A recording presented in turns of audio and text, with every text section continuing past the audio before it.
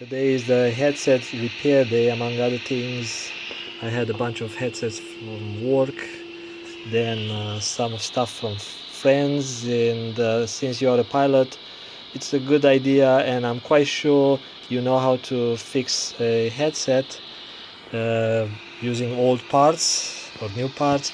So most common thing with Avionics headset is, and not only, is the microphone element. So on the boom you have this microphone capsule which contain an amplifier, a little board inside, and one of these things. So I have a bunch of different models, but for avionics and especially for this high noise environment, you need this type. You need one that has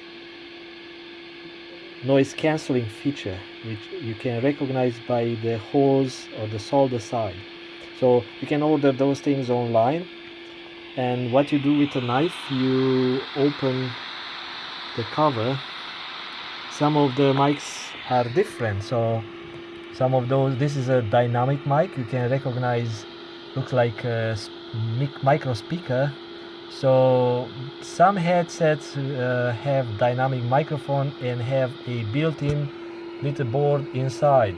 So we are not talking about those. So most avionics I've got today for repair have a condenser microphone right here, like this little element here, and the amplifier, because the board is being powered by the aircraft circuitry. So when you plug in the microphone, you get power and signal out to the same pin. Okay, so you, with the knife, you remove this thing, you pop the microphone element out, it being held by two wires. Make sure you follow the correct polarity, or the way it was soldered before, or the old one, and glue things back together. So I'm not using crazy glue or super glue, I'm using a soft sealant type of glue. You can use just plain silicone as long as you don't touch the wiring, because it causes corrosion. And because you may want to remove this thing in about maybe 5 years.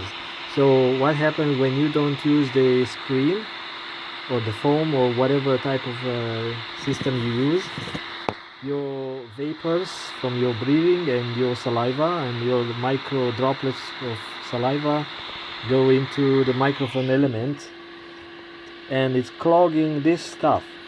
But some of those pass this filter, this screen, and end up of the very sensitive fine membrane and make that one stiffer, and this one is losing the sensitivity to sound, and the sound sounds quiet and muffled.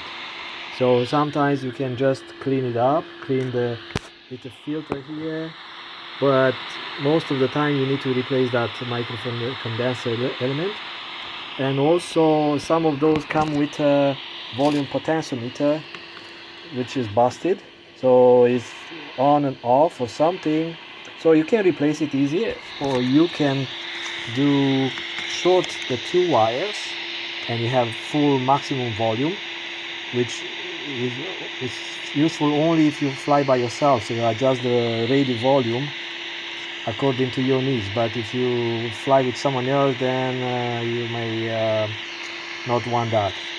But that's kind of an emergency repair. Otherwise, use some contact cleaner and spray inside and wiggle this shaft, move it left and rotate it a lot until it cleans up, then spray again, and it should be good to go for, depends how worn out it is, sometimes a few years, sometimes a year, sometimes 2 days. And you need to replace, most of the time you need to replace this foam which is crumbling, is like rotted because of the aging, and also the body, the ear sweating, so it affects the old foam. So it's very easy to, so you cannot put that one back. But I got some, you can cut some foam. It's very easy to cut the foam.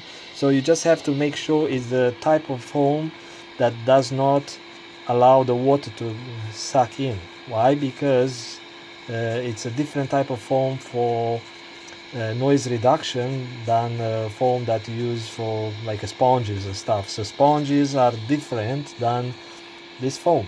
Okay, so this one has closed air cells. So you find some